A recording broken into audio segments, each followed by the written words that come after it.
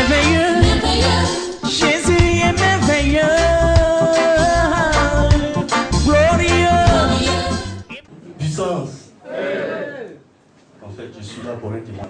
Donc, en fait, je m'appelle Ozoubois Aimé. Je vis en Belgique depuis 1983. Donc, chaque année, je viens en vacances, je viens rendre visite à la famille et tout.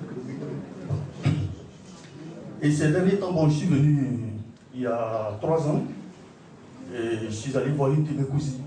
Elle est malade, elle n'arrive même pas à marcher. Je suis allé la voir, elle me dit, mais voilà, tout le monde m'a abandonné, je n'ai même pas de l'argent même pour manger. J'ai dit, ok, il n'y a pas de souci. Et je lui donne de l'argent. L'argent que je ne vais pas vous dire, parce que c'est vraiment beaucoup d'argent que je donne. Et puis, quelques minutes avant de me lever, elle me dit, écoute, j'ai besoin de boire de l'eau glacée, mais tous les billets que tu m'as donnés là, on ne peut pas trouver de la monnaie. Donc, si tu peux me donner 100 francs. Je dis, ok, pas de souci, moi je sors la pièce de 100 francs, je lui donne, et je pars. À peine j'arrive là-bas, la société que j'ai montée, une semaine après, la banque qui tombe sur moi, il faut payer tous les gens. Le service assurance qui descend sur moi, les impôts qui descendent sur moi, tout descend sur moi d'un coup. Franchement, c'était vraiment incroyable, je ne comprenais rien. J'ai fait tout pour essayer de comprendre, rien à faire.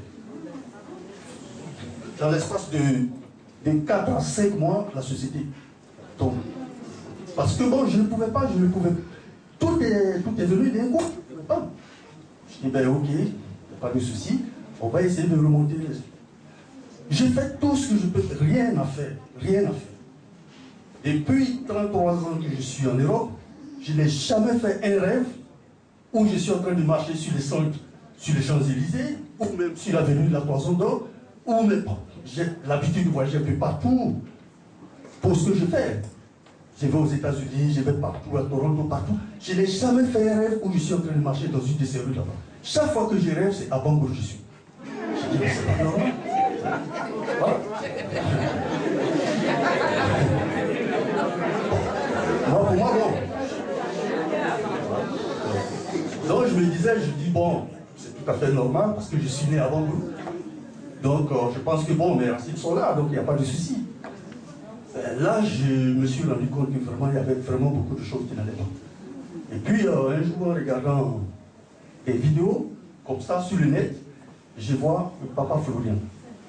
J'ai dit, écoute, je ne sais pas, peut-être que vraiment, cet homme de Dieu il peut m'aider. Et je prends rendez-vous avec Peggy Adou, qui me dit, écoutez, je vais essayer de vous mettre en contact avec l'homme de Dieu. Et c'est ce qui a été fait. Donc, la veille, j'ai conduit mon fils. Dès l'instant où j'ai eu le rendez-vous, moi j'ai commencé par prier déjà, parce que bon, je ne l'avais même pas encore vu, mais je priais, j'ai dit, bon, à travers ces vidéos, j'ai entendu, j'ai bien lu et bien vu qu'il a dit que même si vous n'avez pas eu encore de rendez-vous avec lui, dès l'instant où vous avez un souci que vous l'évoquez, au moins une partie de ce problème se résout.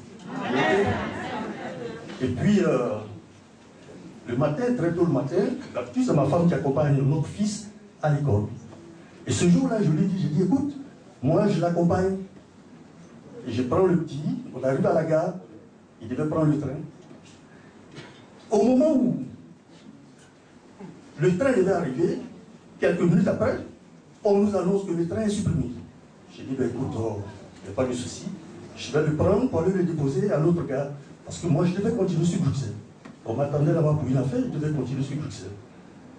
J'arrive tout juste à la gare pour le prendre, pour aller monter dans le train. Il court, il me dit, non, papa, laisse là, je vois le train arriver. Je dis, non, il n'y a pas de souci, je t'accompagne. Et lui, il va plus vite. En montant les escaliers, j'ai senti comme si on me poussait dans le dos. Je me suis retrouvé. Heureusement, mes lunettes étaient dans la voiture. Mon front a tapé sur le béton. Évanoui. Évanoui. Je me suis relevé, le sang qui était sur moi. Quelque chose me dit, ne laisse pas ce sang couler au sol. J'ai pris mon habit, j'ai bloqué mon nez, Mais le sang qui sortait, c'était comme si c'était vraiment l'eau comme ça, c'est-à-dire le robinet, l'eau de robinet qui vit. Je demande de l'aide, les Européens qui viennent. D'habitude en Europe, quand il y a un truc comme ça, tout le monde vient vers toi, qu'est-ce qui s'est passé? Quand je demandais de l'aide, les gens me regardaient comme si. Ils disent, mais qu'est-ce que vous avez pu vous nous demander de l'aide? J'ai dit, mais tout ce sang-là, quel sang? Alors là, j'ai compris qu'il y avait quelque chose. Et c'est là que j'ai commencé par prier Dieu de Papa Florien. Quelque chose me dit, prie-lui. J'ai dit, Dieu de Papa Florien, je sais que j'ai le rendez-vous avec toi demain. Mais je suis dans une situation où je ne comprends pas. J'ai du sang sur moi et les gens ne voient pas ce sang. Franchement, si tu es là, aide-moi.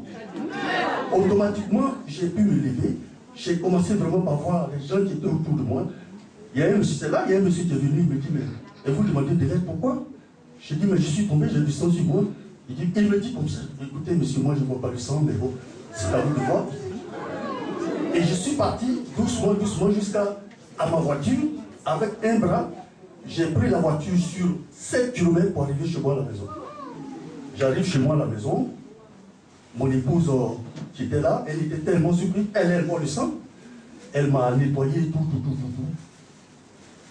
45 minutes à peu près, mon téléphone sonne. C'est ma nièce qui m'appelle de Côte d'Ivoire, me dit, tonton, mais qu'est-ce qui se passe? J'ai dit, comme quoi? Elle me dit, ah, on a une de nos cousines ici qui vient de nous dire que tu es malade, que tu es à l'hôpital en train de mourir.